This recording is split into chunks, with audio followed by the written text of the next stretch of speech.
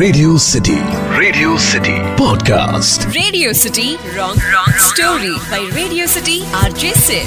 Radio City 91.1 FM నేను మీ Siddhu. Welcome to yet another episode of Radio City Wrong Story. అటు Hollywood, Bollywood, Kollywood, Tollywood ఏ వుడ్ని differentiate చేయకుండా నీ వుడ్ల సినిమాల స్టోరీలను తీసుకుని నీకు క్రేజీ ట్విస్ట్లు ఇస్తూ ఎండ్లెస్ ఎంటర్టైన్మెంట్ ఇచ్చుడే నా పని. అట్లా ఈరోజు మనం మాట్లాడుతున్నది మామూలుగా పెళ్లిగా అయితే ఇది ఇల్లీగల్ కానీ సినిమా టైటిల్గా అయితే ఓకే. ఇద్దరు అమ్మాయిలతో పూరి గారి కళామృతం. ఇక తెరెత్తి స్టోరీలోకి అడుగు పెడితే 1700 కోట్ల బ్లాక్ మనీ తన దగ్గర ఉందని చెప్పి సెంట్రల్ మినిస్టర్ మీద అక్యూజిషన్ పడి ఉంటుంది. ఈ పైసలన్నీ యూరోప్లో ఉన్న తన కూతురికి పంపించి మనీ లాండరింగ్ చేయిస్తున్నాడని, తన పేరు అక్షర అని, తను బార్సిలోనాలో ఒక సైకాలజీ స్టూడెంట్ అని, ఇదంతా బ్యాక్ స్టోరీగా నడుస్తుంటది. బార్సిలోనాలో అక్షర ఉండే ఫ్లాట్ లో ఒక డైరీ కనిపిస్తుంది.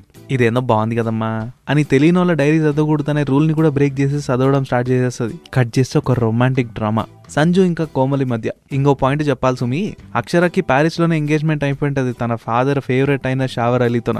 ఇంతలో బుక్ చదివే ప్రాసెస్ లో సంజుని ఎత్తుక్కుంటూ తన వైపు వెళ్ళిపోతుంది సంజు రెడ్డి. ఇక సంజు గురించి మాట్లాడుకుంటే ఇంజనీర్ టర్న్డ్ గిటారిస్ట్ అనమాట. మన సైడ్ అయితే అడుక్కోవడం అంటారు కానీ అక్కడ స్ట్రీట్ పర్ఫార్మర్స్ అని మస్తు రెస్పెక్ట్ ఇస్తారు. అట్లా జీవితం గడుపుతుంటాడు. ఇక కోమలి అచ్చమైన స్వచ్ఛమైన తెలుగింటి ఫ్యామిలీ నుంచి వచ్చిన పద్ధతి కట్టుబాట్లకు కట్టుబడ్డ అమ్మాయి.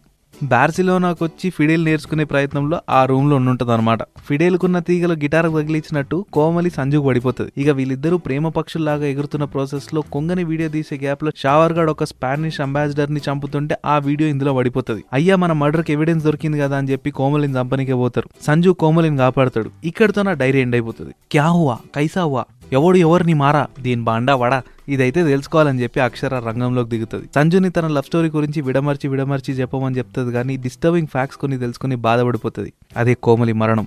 ఒకసారి అయితే సంజు తప్పించుకొని పిలుచుకొచ్చిండు కానీ ఆ షావర్ గాన్ మనుషులు ఇంకా తన కోసం ఎతుకుతున్నారు. తన ఫోన్లో ఉన్న ఫుటేజ్ ని డిలీట్ చేయించి తనను చంపేసే ప్రయత్నంలో ఉన్నారని తెలుసుకోలేక పెళ్లి ప్రయత్నాల్లో ఉంటాడు మనోడు.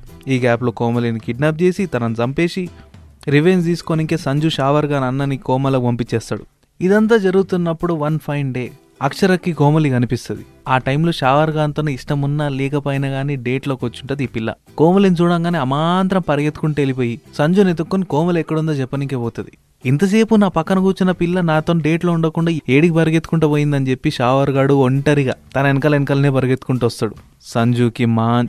సంజుకి ప్లాట్ దొరికింది షావర్ గాని చంపనికే. దీనికోసమే ఇన్ని రోజుల నుంచి ఎదురు చూస్తున్నానని, నిన్ని లవ్ లో పడేయడం అంతా ఒక ట్రాప్ అని చెప్పి షావర్ గాని చంపేస్తాడు. రివెంజ్ అయితే అయిపోయింది. ఇప్పుడు నిజానిజాలు తెలుసుకోవాలి కదా.